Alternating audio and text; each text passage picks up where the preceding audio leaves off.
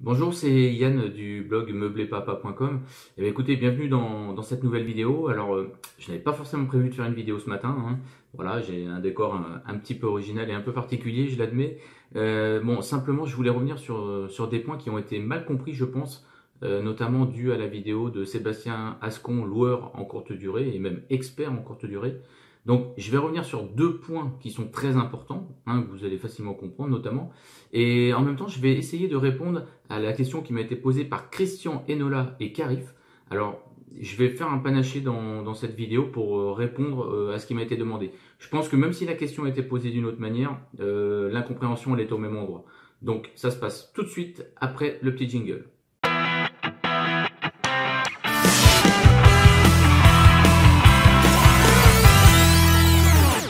Alors, nous voilà de retour. Je vais tenter dans cette vidéo très courte, très condensée, de répondre aux questions de Christian, Enora et Carif. Et je pense que ça sera un éclaircissement pour tout le monde. Donc voilà, ce que Sébastien il a voulu dire dans sa vidéo. La première des choses, et je pense que vous l'avez tout à fait compris, c'est que la location courte durée, c'est un formidable accélérateur. Et cette forme de location permet de réaliser des chiffres qui sont très bons. Notamment, je pense qu'on pourrait multiplier par 3 environ la location par rapport à la location classique. Là où ça se louerait 500 à long terme, peut-être que là on serait à 1500 en courte durée. Deuxième point, peut-être qu'il n'a pas trop évoqué, mais je pense que vous l'avez anticipé aussi. La location courte durée, ça veut pas dire forcément saisonnier, vacances. Ça veut dire aussi des gens qui sont en déplacement, des salariés qui ont des missions pendant un certain temps. Donc en fait, ça on s'en rend pas compte tant qu'on ne loue pas des logements, mais on touche beaucoup de personnes, pas uniquement des gens qui sont là pour visiter. Donc ça aussi c'est un point important. Je reviens dessus parce que je ferai une vidéo prochainement sur des agents EDF en déplacement. Et je vous assure que voilà, là il y a vraiment de la demande. Voilà, ce n'est qu'un exemple, mais c'est de la demande de salariés qui sont en déplacement. Alors, j'en profite aussi pour ajouter que c'est d'ailleurs pour ça qu'on peut faire de la location courte durée partout en France, et c'est très intéressant. Deuxième point, et là ça c'est très important. C'est ce qu'il a voulu souligner Sébastien à la fin de la vidéo, il me semble, c'est que on se fait financer un bien en pensant long terme. Ça veut dire quoi? Ça veut dire que finalement, vous allez vous faire financer votre bien comme si vous louiez à long terme. Vous allez aller voir le banquier en disant, voilà, moi j'ai fait des tests sur le Bon Coin, j'ai fait des tests avec des agences, je sais que mon appartement peut se louer 500 € par mois, et du coup, on va prendre ces chiffres en considération. Ça veut dire que vous allez donc savoir facilement si l'affaire est une bonne affaire. Vous allez vous dire, voilà, moi je rembourse un exemple, hein, je rembourse 400 € à la banque, je peux louer mon appartement 550 €.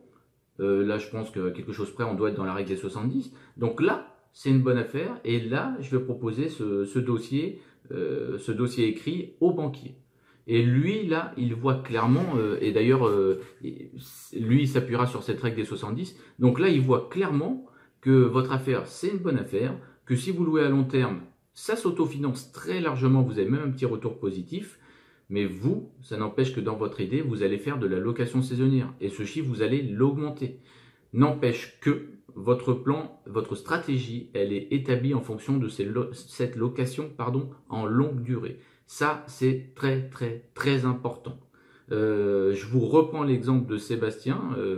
Je crois, hein, de mémoire, son dernier appartement, il devait être dans les chiffres que je viens d'énoncer, puisqu'il me semble qu'à longue durée, il pouvait louer son appartement 520 €, c'est son dernier, hein, 520 € pardon, sur du long terme, et ça doit lui coûter 410 de remboursement chaque mois à la banque.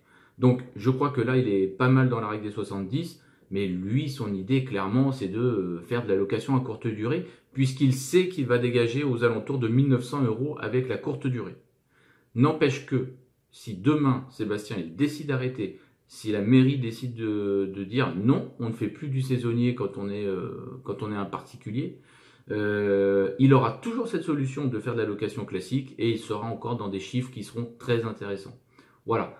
Donc c'est ça que Sébastien a voulu dire, c'est que même si la location, la location courte durée, elle est très intéressante, il convient, franchement, il convient toujours de calculer par rapport à une location long terme.